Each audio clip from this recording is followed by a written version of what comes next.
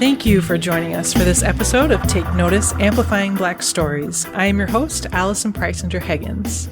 Take Notice, Amplifying Black Stories is a podcast exploring society, culture, and current events through conversation. We aspire to create an open, respectful, and equitable space where guests may feel free to share their truth and lived experiences. Our core values are rooted in community, connection, and personal development. Stories help us learn, relate, and grow. We are here to listen, to take notice. Thank you for being with us. I would like to show gratitude to the traditional ancestral land of the Puyallup people past and present on which this episode was created. I encourage listeners to research the land on which you live and are listening right now. Recognizing this is just the beginning. The more you explore, challenge, and learn, the more questions may arise, but this is how we grow and connect. On this episode of Take Notice, we welcome Elnah Jordan. Elnah and I got together. She welcomed me into her home in South Seattle, Washington, where we hung out with her 4-pound dog, Baby, and we discussed music, her upcoming show at the Royal Room in Seattle in March, and the struggles she has had over the past year plus, including with a particular Seattle landlord. It's always a different experience and one that I thoroughly enjoy when I get to interview people in person. And you'll hear that in this episode. You'll hear some of the background noise. You'll hear just in our conversation, we're just hanging out in her living room. So I appreciate Elnah for inviting me into her space. So I've split up this episode into 2 parts because we did end up having a longer conversation than my normal 40 to 50 minutes, which was great. This week is part 1, and next week you will hear part 2. If you want to mark your calendars now, you'll be able to see Elnah's show that we discuss later in the conversation at the Royal Room in Seattle on Tuesday, March 19th. It's the Elnah Jordan Experience. The doors open at 6:30. The show starts at 7:30, and it's going to be a very wonderful, impactful show. Tickets are $20 in advance and $25 at the doors. You can get information on Elnah at elnahjordanexperience.com, and you can grab tickets for that show at the Royal Room's website as well. Born and raised in Ohio, Elnah Jordan's musical journey began as a child in her church choir, where her passion for singing was discovered. This early experience laid the foundation for a life dedicated to jazz, blues, gospel, and R&B, taking her from the streets of San Francisco to clubs, Broadway theater, and even award nominations such as the Jazz Vocalist of the Year in 1986. Elnah is now settled in Seattle and has become a beloved figure in the local music scene. She has graced stages throughout the Pacific Northwest, including notable venues like Egan's Ballard Jam House. I thoroughly enjoyed hanging out with Elnah for this conversation, and I hope you enjoy it as well and get connected with Elnah for her future events, including this March 19th performance. With that said, I hope you enjoy this conversation with Elnah Jordan.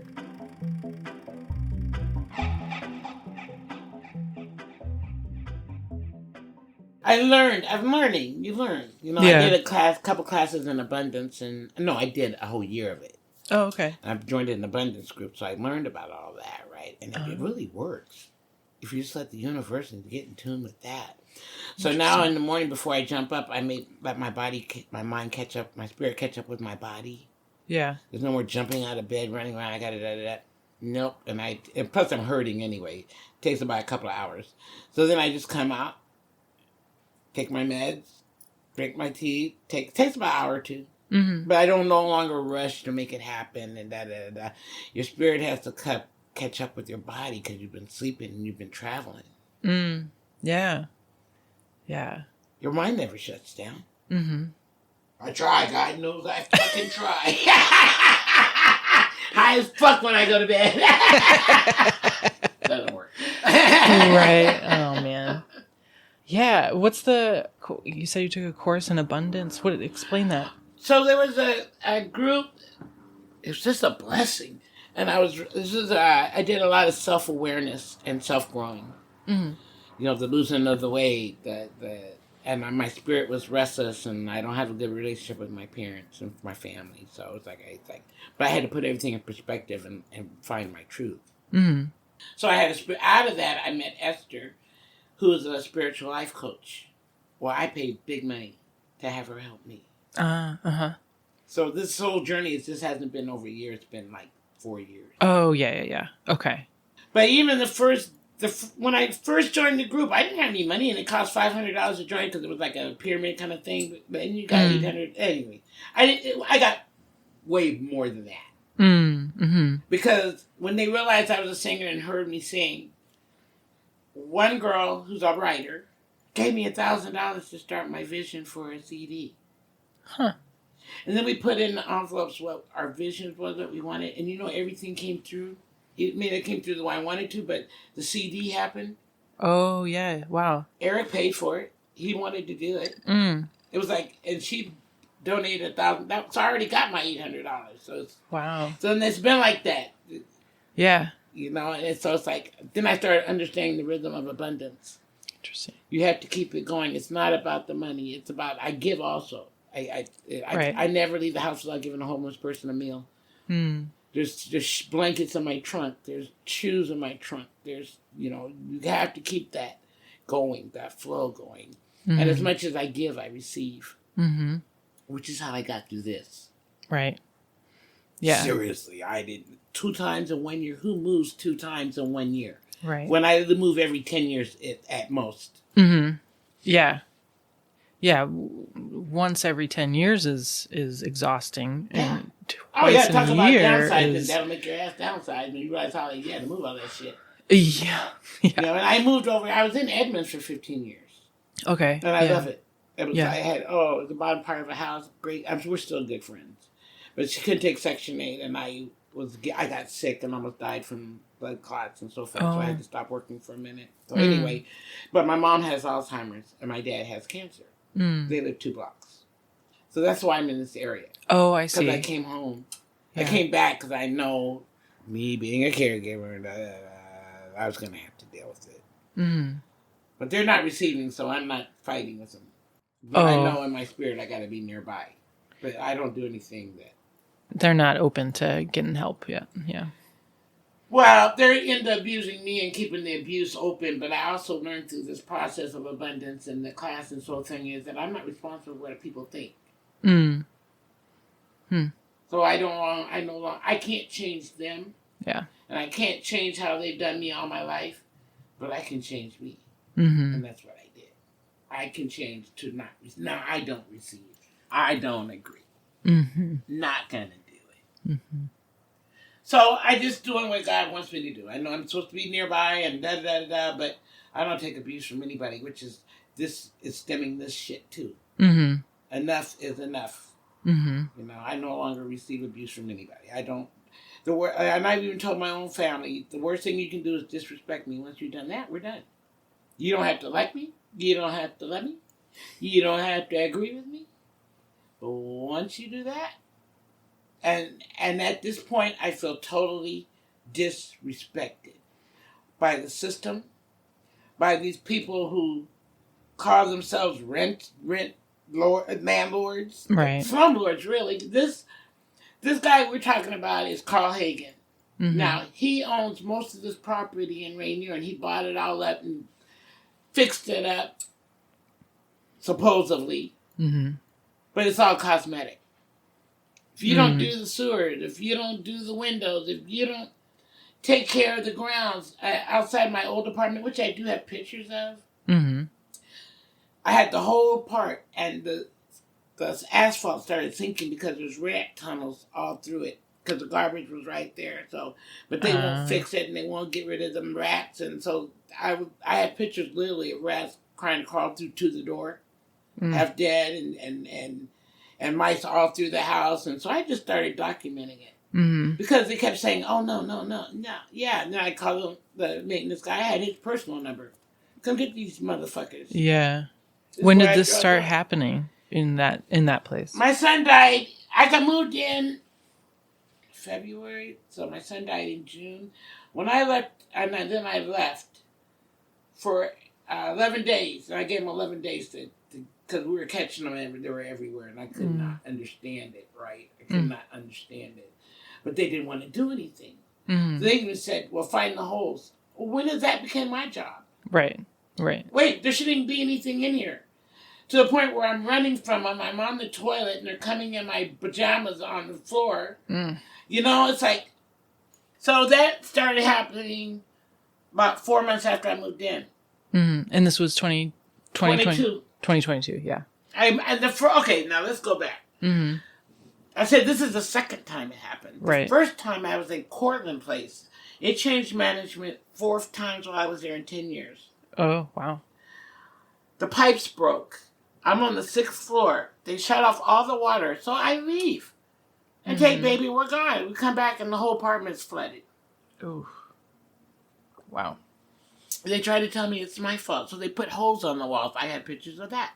And then they wouldn't put me in a hotel. This is where I start getting mad. Right? None of this is my fault. Right. None of this is my fault. It's so devastating that Eric, my piano player, puts me in an Airbnb that night. He goes, oh no, we're getting you out of here right now. If I didn't have my people, my God. My God. And my first thought is, okay, I have a car. I can live in my car. Because that's where you go. That's what you automatically go there. I know how to do this. I've been homeless. At least I have a car. I can take this. This is my mind thought. Eric's saying, no. You're going to go to Airbnb and we're going to do this. And then they gave me a minute to calm down. Because I was there for a weekend. And figure out what to do. And they still wouldn't put me in a hotel. So I had to start packing. Call the city. Call the people. And when the code people come out, they go, well, how fast can you move? Not, it was wrong. Right. Not trying to make it better. Fined, but the whole point is that it was my responsibility. Right. Right. Were any of your neighbors having the same... Oh, it went all the way down. It went all the way to my friend's shop in the bottom. But it didn't start on the 6th floor. Right. It started on the 4th floor. But they tried to find a way to say, oh, it was my bidet. It was this. It was that. So they started putting... How does that make sense? It doesn't. Because this is why I don't understand why the landlords are getting away with so much. Right. If it doesn't make common sense, why the fuck am I going to entertain it? So I packed up everything. Then I moved to my friend's house for a month while I tried to find a place. So now at this point, I'm homeless. My shit is still there, but I'm getting it out slowly. Right. And so I get this place because it's near my folks. And it looked good. It was on the bottom by myself. It had a big old courtyard, but I didn't know about the drugs. I didn't know about the rats. I didn't know about the mice. I sure as fuck didn't know about the sewer. Now, my point is, who moves twice in 1 year? And it's all because the city didn't do their job. The landlords didn't do their job. The co-people are hiding behind the city. And all in all, you got to have a place to live. So I take this place because it's perfect. The musicians can come. We can rehearse. We have all this room. We're not bothering nobody. And then my son dies. How old was he? 43. He was schizophrenic. And he died from fentanyl. But I knew it was going to happen sooner or later. Because he was doing heroin, and that's when I had to back off. Because it's like, last time I saw him, I said, I can't watch you do this. I just can't. I don't want to see it. I didn't know that was going to be the last time I saw him. Yeah. So I go through that thing to a guilt and da-da-da-da-da. Yeah. That's also God doing his thing. He warned me. I knew it. I was just prepared for it, but you're never prepared. Yeah. There's no way. Right. Yeah. So I come back. They've caught, I have a little girl coming in and out. They've caught like 11 or 12 mice. He said, oh, I've filled up all that I've helped. And then I think everything's fine. And they start again. And they're all in my towels. And they're in the drawers. And it's like, it's a nightmare because I'm scared of them too. Yeah. Now, sewer has happened. And now I can't run from them because now I can't move. Oh. I've got so much pain from being up for 4 days and my intestines were that I'm crawling across the floor just to get to the bathroom. So now I'm having a conversation with the damn mice. But still, nobody comes. Nobody comes. So this was in your second place that you thought was going to be all good and like you could rehearse and everything. Then the mice came into that place. Yeah. And then the sewer issues happened, kind of filling in the floors and it came coming up through from the floor in the bathroom. I mean, nobody took it seriously. Right. It was like, again, it's the tenant's fault. Right. You're using too much toilet paper. Da da da da da da. And then but the whole point is the sewer's coming in, right? I don't want to contaminate the whole house because then I have to throw shit away. Right. Yeah. Not to mention how dangerous I'm in it. Yeah. Yeah. Not healthy. And yeah. And now I'm finding dead mice everywhere. Yeah. And you were calling landlord I'm and calling city landlord, and she just said, sometimes we all have to da-da-da. I go, girl, you're 24 years old. You have no fucking idea what you're talking about or who you're talking to. And at one, I told her, you're a waste of air. I said, I don't talk to stupid. I said, I'll handle it my way. Yeah, because if no one's helping, I called the city. They said it was private property, but they knew who he was. And there was nothing they could do. They even used the term, he's slippery. Everybody, the Section 8 people knew him, he's slippery. Why would you put me in there? Why would you inspect the place and tell me it's okay and then move me in there? Right. Yeah. So as far as I'm concerned, they're at fault too. Right. And then asked me, can I get along with him? This man is getting money to do this. What's supposed to be a safety net, people, there is no safety net. It's all greed. It's all con. All of it is a scam. And I can't tell you how much it broke my heart. Every time I had to hang up the phone or every time I talked to somebody, just the reality of it. It's like, oh, I got to approach this another way. But I wouldn't give up. My computer was down and everything, but I grabbed my laptop and got busy. Yeah, so you had to spend 4 days doing that, and then I had to spend the next 6 months just getting help. Right. To get to a new spot, and it took 6 months to transition. While I'm being threatened. While I'm being ignored. The mice are still flowing. The rats are still flowing. No, they wouldn't even bring in anybody to clean it up. They brought that up to the maintenance guy who I said, he's as old as me. I said, man, I'm not holding you accountable for this shit. Yeah. And then they write in paper what they did, what they didn't. Oh, really? Professionals we're talking sewer. I'm a caregiver. I know about germs and shit. Professionals should have came in and sterilized all that shit. They didn't move the washer, dryer, da-da-da. So I had to do some of it. But it went through the floor. Even though I was trying to clean it up, that's how much it was. It went through the closet to my gowns. $400 worth of cleaning, which they said I should have had insurance for, but they made me cancel my insurance and take theirs, and then told me that their insurance doesn't cover my shit. When you moved in, they had you take their insurance? Oh. That's okay. So, because I got hurt, I did get a lawyer. First, it took me 2 months to just throw it out there. I mean, everybody. So, Northwest Justice picked it up, and a lawyer by the name of Allison Jones. Okay. Good. She knew him everything. You know, he's even wrote her and told her she was a loser lawyer. Because she won't let it go. Good. Right. Well, good that she won't let it go. Yes, because she won't let it go. No. So she took the case, and because like I told you, I told that bitch, I'm not dealing with you anymore. And I already know what he is. So why am I going to deal with any of these people? Right. Yeah. So I just went the other way. So then she got another lawyer because they're a nonprofit too. That she got another lawyer to sue for the debt for me getting hurt because I had to go. Okay. Oh, I got to the point where I couldn't walk. Wow. I was crawling across the floor for about 2 weeks. I couldn't move. It was just to the bathroom, to the bed, to the couch. That was it. Wow. I couldn't cook because I couldn't stand long. So I wound up going to the ER. Is that from just like doing the cleaning and stuff? Yeah. Having to be on your hands and knees. Yeah, I'm too old for that. Yeah. I mean, that's hard on you no matter what. And then, It was too much. Yeah. Okay. And being up 4 days. Right. Took a toll. Right. I was miserable. Ugh. So I wound up in the ER, and because at this point I don't know if it's blood clots or not, because I get blood clots. Okay. Yeah. There's so much pain I don't know. Then I have to really go because I don't know. Right.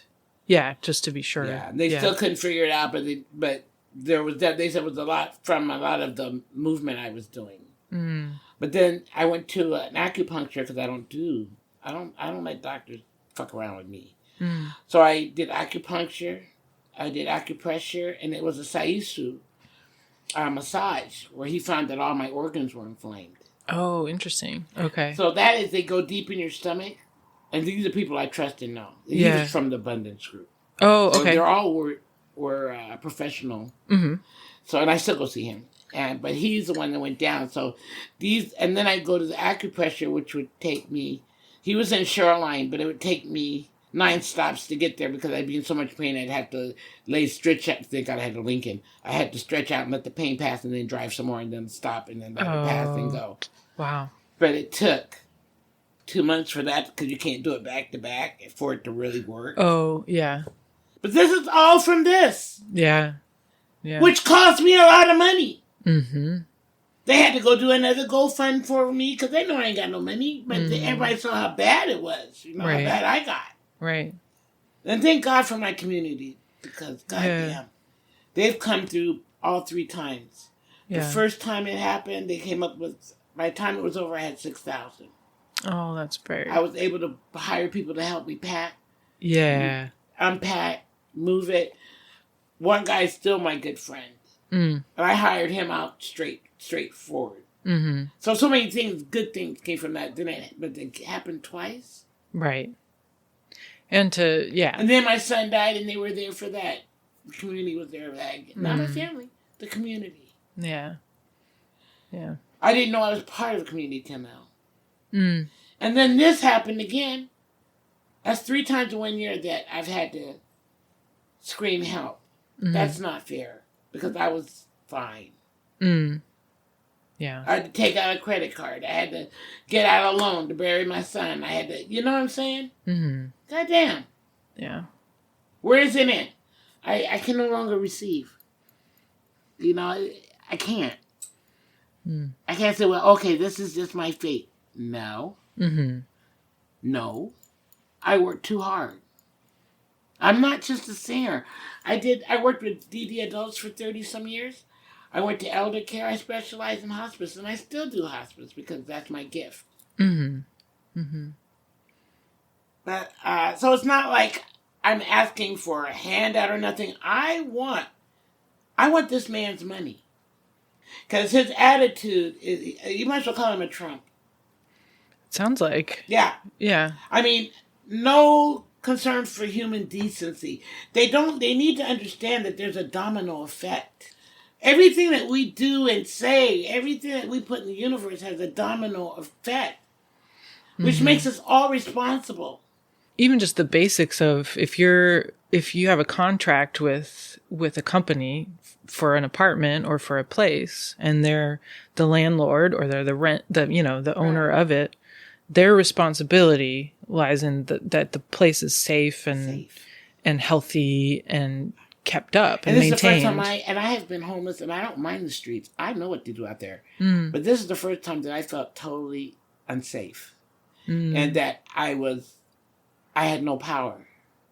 And I knew it was because I was black. I knew it was because I was there. I mean, it was no question in my mind because of the way they talked to me. Mm. The way they acted. Mm-hmm. I was like, okay, wrong, but you're taking my money. $1,200 to move in, and now they're they don't want to give me my deposit back because this tub was ruined. Well, it was your fucking sewer that did it. Right. You didn't do that. That's what I'm saying. That mentality is that I didn't clean the stove. Well, at that one point, I'm done. I'm trying to get the fuck out. I don't care. Yeah. Yeah. You want to charge me $50? Charge me $50. Mm-hmm. But I won't open their emails. They're trying to tell me what they're not going to try. I won't open them. Mm-hmm. Because you're going to do whatever the fuck you're going to do. Mm-hmm. But I got this going on over here. Mm-hmm. And my thing is to cause attention. To bring attention to this man who is putting families out of, making families move. People who are already struggling. And because you didn't hold up your part of the deal, that somehow it's our fault? Or you lost money with this tenant, so we got to make up that loss? There's no way I should have to put up a screen door to stop the rats from coming in. Well, you can get one of those things and send me one of those little things you could just tack up and da-da-da. How's that going to stop? Like, am I stupid? So I already know the mentality I'm dealing with. Mm-hmm. So what do? I put up a screen door. I hire somebody. I can take out a loan. And outside, I put nice rock down because they're putting rat poison down, which I didn't know they're doing when I have a 4-pound dog. Oh, right. That could have been... So I had to train her. This is your part. Mm-hmm. That's why we're on the ground. Mm-hmm. Man. Yeah, that could have been terrible. Oh, and she got sick a couple times. That's when I realized. Oh, really? So I quit letting her go out.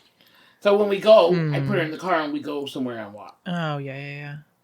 But they didn't warn anybody, so I had to warn all the other tenants, don't leave the dogs back here. There's rat poison all around because they didn't tell anybody. Wow. Not to mention they didn't tell us there were rats. Right. Till I actually saw them. Mm-hmm. And I'd be sitting out at night, when it's nice in summer and da-da-da, and all of a sudden Ford would run by. Mm-hmm. Well, I'm not sitting out there anymore. Right. They're as big as she is. Man. Ugh. Yeah. Yeah. Wow. Not okay. Where do we stop this? How in the world am I supposed to accept this? Right. And I'm trying to retire. I am retired, but now how am I now? I gotta look for a job because at 69, because they've drained everything that I had for nothing that was my fault. Mm-hmm. Right. And nobody gives a shit. Seems as though they think they're... the dots. This is why old people are homeless. Mm-hmm. When I see an old person with the basket now pushing it, I know how they got there. Mm-hmm. Because the system is designed to do just that. Mm-hmm. But as black people, we're resilient. Fuck it. You gave us your fucking tools. So now I'm going to use your tools, which for you. Mm-hmm. Yeah, it seems like they have this mindset that they're untouchable. Oh, yeah! And that you have no power, so what's going to happen? Yeah, but I got on his nerves because I posted on Yelp. He's a slumlord, da-da-da-da-da. They're dishonest. Don't trust them. Yeah. So their lawyer calls me and leaves a message, well, we want to talk about that review. I'm like, I give a fuck. Yeah, it's a... Like, I'm really going to have a discussion with you about it. Like, you're going to make me take it down? Now you want to Okay, no, so... You mind if I have a cigarette? Oh, go for it. So I'm laying in bed that night, right, trying to process, because now I've learned to process. Mm-hmm. That's a whole thing, isn't it? Yeah. Yes. Okay, what's the message here? What just happened? Uh-huh. I'm laying in bed, right, and I start laughing, right? Be quiet. God said, nah, do a musical. Soon if you come for defamation, it's a musical. But I will not. This is the first time that I will not be quiet. I do not accept. Mm-hmm. I do not receive. I sure as fuck ain't gonna obey. And my truth is just as good as your truth, as fucked up as it is. Mm. Yeah. So I got to his nerves because he's trying to get me to take it down. And then I went and then I go to give him the key. Now I already told you I'm not dealing with the manager because she's young and dumb and stupid. And she's probably fucking him, but he forgot who I was, so they're locked down. This is how bad they are. There's so many people are after them. They're so bad. Wow. That they're locked down, and he comes to the door. I said, I came to give you your key. He goes, well, I just do maintenance. I just do construction. I'm head of construction. I said, aren't you the fucking owner of all this property? Yeah, da-da-da. I said, well, you understand why I came to give you your keys. Well, I don't. I said, do you want your fucking keys or not? Wow. I said, I'm not leaving them in the freezer, and I'm not taking a picture, and I'm not doing anything else you tell me to do. Mm. You're going to do it this way, or you're not going to do it. I said, do you understand why everybody's moving? Because 6 people have moved out, and 3 more are moving, and everybody's moving from around there. Because we got their memo. We got that's the other thing for this year. I got the memo. Mm-hmm. And I said, you understand why everybody's leaving, right? I said, it's because of your stupid manager. And actually I wanted to say him. He goes, no, it's because of your fucking bullshit. And I go, my bullshit? And I just started laughing, but when he realized we recorded the whole thing. Oh, good. Good. I learned that from the first time. Yeah. I had the video of me cleaning up the shit. Day 2, day 3, this is me cleaning up shit at 2 o'clock in the morning. Yeah. But they didn't. I gave them a chance to come see those.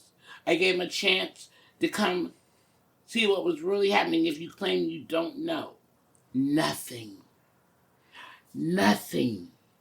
But they have the nerve to audacity. try to get you to take down a little review.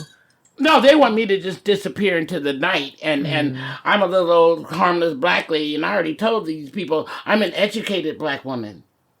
Yeah. Unfortunately, you just fucked with the wrong person. So they've lit a fire under my ass.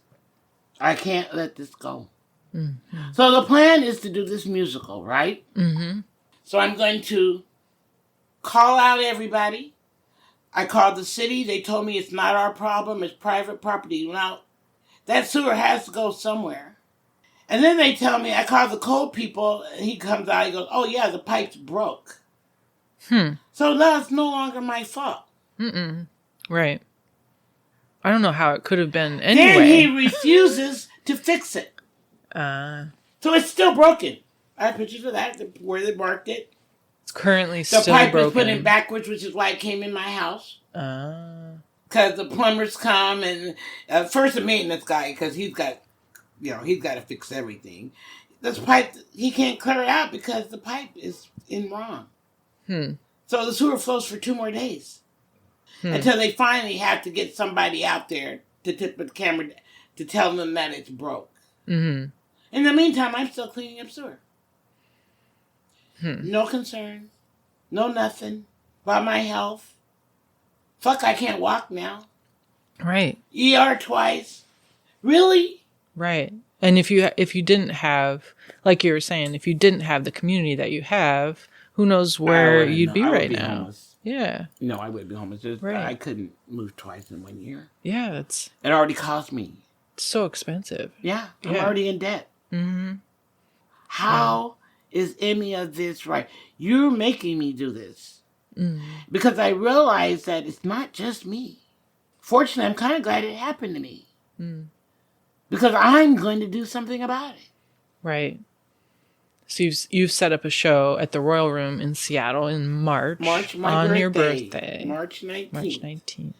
And what I'm going to bring spoken word in, it is to tell my truth. It is to tell how the city of Seattle handled it. And I'm not the only one, because I'm talking to 3 other families that have been displaced because of broken sewers. Okay. Yeah. And it's not like me pointing fingers. I want some accountability. Yep. Where's all this safety net money coming, federal money? Where's it going? It's going to everywhere but where it's supposed to go. Now, everybody in Seattle feels unsafe. You're in your home and mind your own business and the sewer's coming in. You're minding your own fucking business, trying to stay away from the shit, and the shit's coming in. And I mean that spiritually. I mean that physically. And what's so funny is that I was outside Safeway, and then Channel 7 came up and wanted to interview me about the, you see me on channel, you can see that clip. They wanted to interview me about the invasions, the home invasions, right? Girl, if I did not take that time to tell them about everything, of course they censored it. Of course. But they viewed me for about 3 minutes. I went, okay, now there's a face to my name. So I have to look this up. I didn't catch that. Yeah, I did that. There you go. How could that happen? I went, oh, okay. Those are my signs that I'm on the right track. Was that recently? Yeah! Okay. Nice. Last month! I have to look at this. Last month! Okay. Yeah! Good. Yeah! Good. Oh, now I'm jazzed. It's like, oh, that was a sign. There we go. Good. Everybody knew it was me. Half the city knew it was me because they all knew. I went, okay, now I got your attention. Good. Now, they edited what I said about the landlord and what the shit. But that's okay. Yeah. They got my face. They got me speaking and being articulate. 3 of my friends sent, 3 different people professional people sent 3 letters to Jesse. He didn't answer. Oh, But right. I just saw a story about the same thing. Oh, you did? Yeah. About something else. Okay. By another lady that went through this whole shit. So now it's starting to come on the news. Okay. Good. So if this isn't the universe doing what it's supposed to do, Now, Jesse ignored me. I'm gonna have somebody send one more letter. Mm-hmm. So I'm calling his ass out. Because I gave everybody a chance to join the community. To make a wrong right. But I'm not important enough. But I'm not talking about just me. Yeah, it sounds like it's affected many, many people. Many people. And people, like your lawyer, and people know this person's name. Yeah, everybody knows him. Section 8 knew him. Mm. The code people knew him, and they can't stand him. So they had me have everybody in the... Because the other people were dealing with roaches and da-da-da. I didn't have roaches. I had the mice, but they had the roaches. Mm. And newborns and stuff. So they had everybody call in. And they had, like, balconies with no railings, so you couldn't use them. Oh, really? Yeah. So we called on that. So what he did, he put up a little gate. He does right. He skims right on the line of the law. And he thinks because he has money that I don't.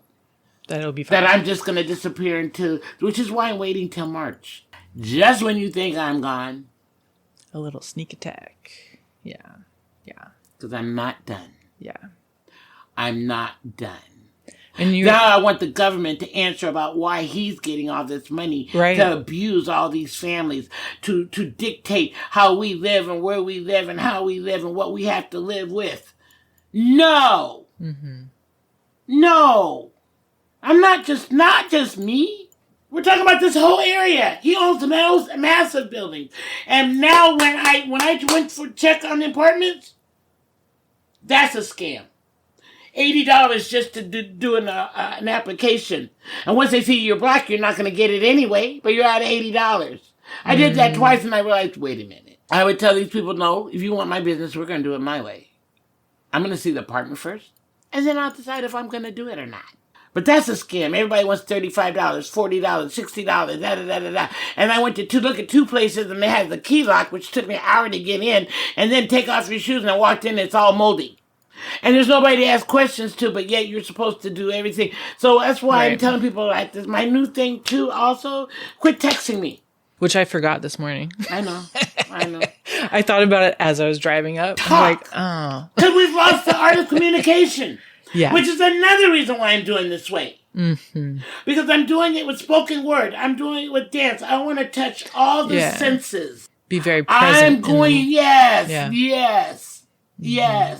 It'll be in the songs. It'll be in the music. Because this is passion. This is real. And you were sharing with me some of your ideas for the show before we recorded today. And I can already tell it's going to be an extremely powerful... It's a couple-hour show, right? I want to be gentle to the senses, but I still want it to be powerful. Yeah. I want the message to get through, which is why I sing anyway. Yes. You know, everything I sing is really how I feel. It's just a general way of giving it. But if you piss me off, you're going to get it anyway. It doesn't really matter. I have a mouth on me, obviously. Yeah, yeah. But I try to be gentle with it. But this way, I also believe in all my shows to touch all the senses. That's why I do so much range of music. Mm-hmm. From the Beatles to old warehouse blues. I do it all. Depending on what the spirit... I think music comes through, not from. So my job is just to be an open vessel. Mm-hmm. Same thing I'm doing with the show. I'm just going to be a vessel. But I'm going to mean everything that comes out of my mouth. I stand behind everything I'm feeling. I finally know what my truth is. And I think the most beautiful thing is that I know who I am. I've grown into the woman I want to be. And you really can't touch that. Mm-mm. No. It took me a long time. I'll be 69 in March, so it took me a while, but I'm glad I got it before I left. I don't really care what comes out of this. It's just that it's got to be done. Yeah. I know I do care, because what I really want is that man's money. I want him out of the picture. Yeah. I want him to be investigated. I want his doings to be investigated because he's hiding under a nonprofit organization so far. If you look him up, Carl Hagen, if you look him up, you'll see. But if you look up the reviews, nobody has anything good to say about him. Yeah. So he's literally getting away with murder and murder. Because what if I had died? Right. Yeah. Obviously an unhealthy situation. It could have been a lot worse. This is 2023. I never thought I'd be in a situation like that again. I mean, I did when I was younger, But that's understandable. I was in the Tenderloin. I was the street musician. But this, I worked too hard. I don't even want much. I just wanted to be safe. Mm-hmm. You know, I have to be near my folks, which is why I'm still in here, but I don't want to be. But I checked every landlady, every landlord, every company before I even decided to even go call them. Good. So I'm saying, people, do your homework. Just because it's for rent don't mean shit. Yeah. Look up that. If I had looked up Carl Hagen or that company, I would have never rented from him. Yeah, definitely. And that was a lesson to me. Mm-hmm. And how I got in here is that I didn't really want to live here because it was too close to my folks. They only lived 2 blocks away. It was too close. Right. But I met this black lady I wanted this apartment in West Seattle I told you about. Mm-hmm. But according to their papers, it was perfect. I could open the door, baby could go out to the yard and da-da-da. It was cute. But I made $100 too less. So what is she said? Well, I got another place over here. I'm back in the ghetto.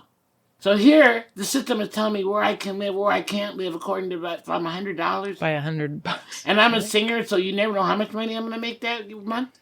Right. So you can't. Their rules don't fit everybody's lifestyle. Yeah, absolutely not. But I liked her because she heard me. She goes, "Oh no, we're going to take care of you. I got a place over here, but it won't be worried to that. I came here and I said, okay, fuck.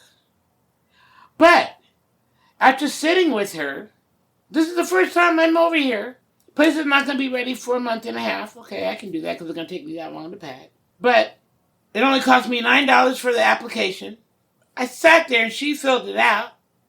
I called Section 8, my friend at Section 8, because I'm now friends with these people that helped me the first time. She gathers all my shit while I'm sitting there and sends all my paperwork in while I'm sitting there. Wow. No, this is again where you listen to the universe. I'm supposed to be here. And I liked her. Felt right. Yeah. Mm-hmm. Yeah. So I took it. And I moved in. And that was weird. But the universe did it again. They got dancers come. They come and help me pack. They help me do the truck. Justin came and said, don't have the key. I come to get the key. I can't get the key because they haven't inspected. I went, oh my God. The guy wants his truck back, so everything's in the truck, so I had to rent another truck, which one of the dancers did. Move this shit from another truck. Cost me $700, didn't go nowhere. Oh.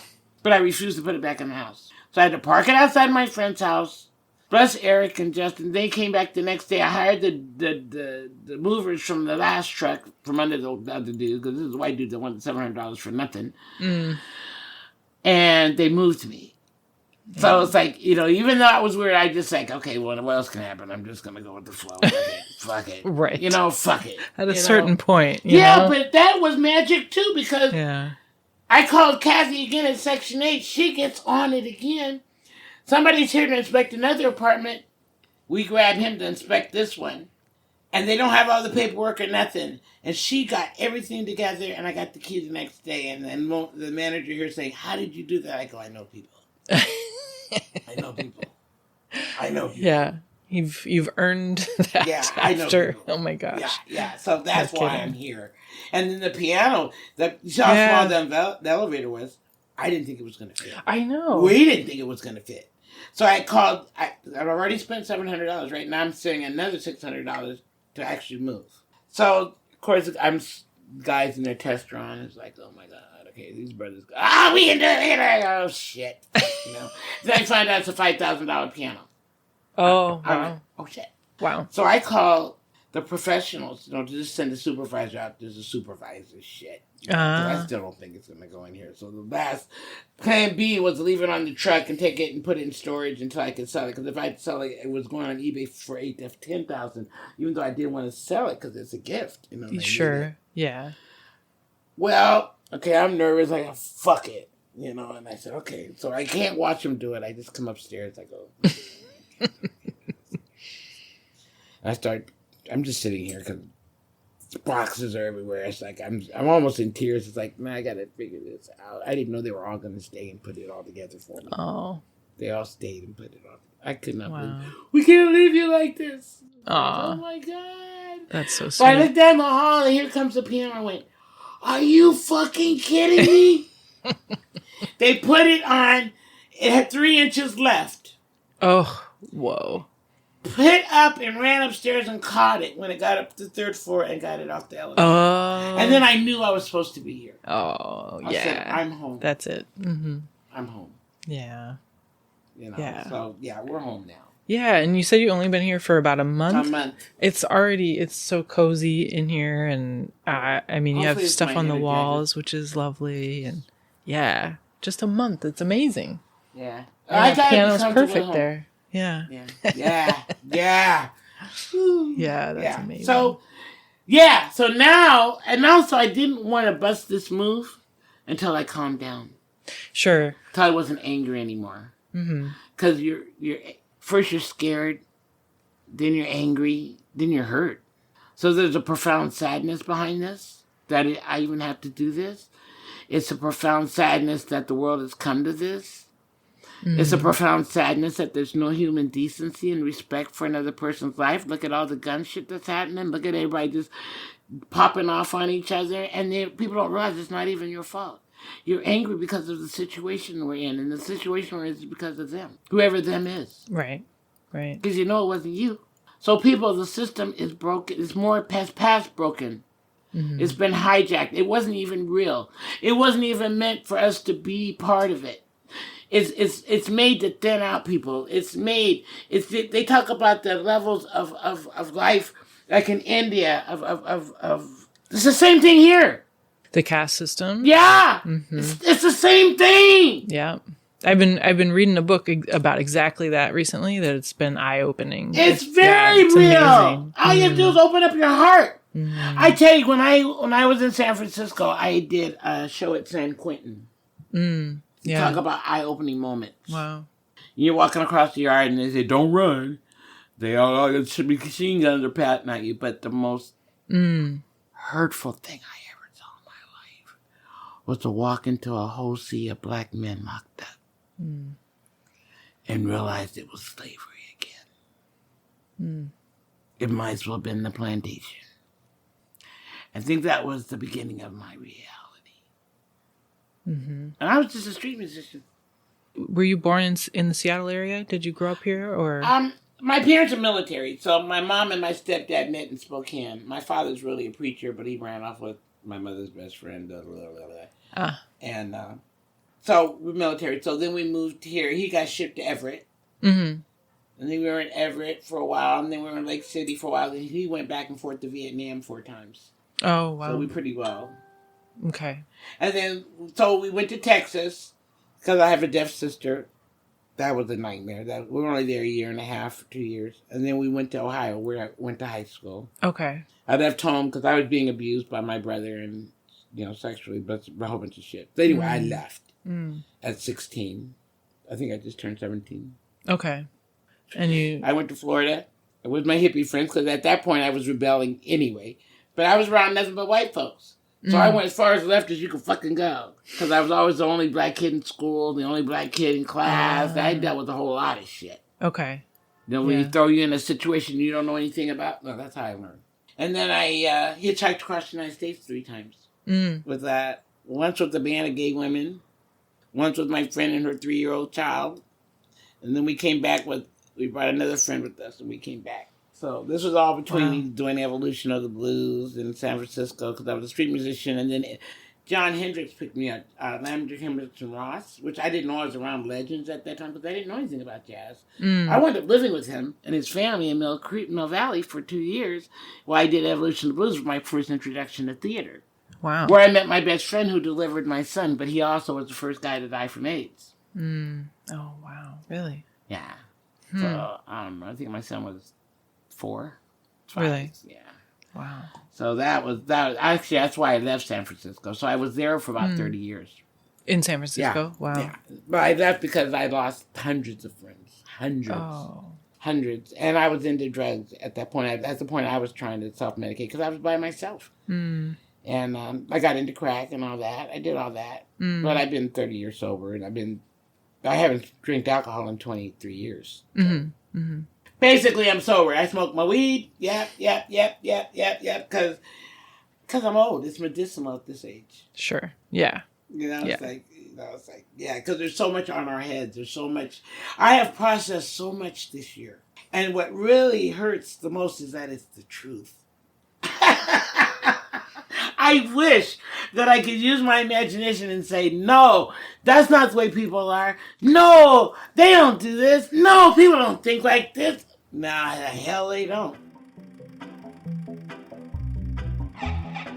Thank you for listening to part 1 of my conversation with Elnah Jordan. Be sure to catch the rest of our conversation in part 2 next week.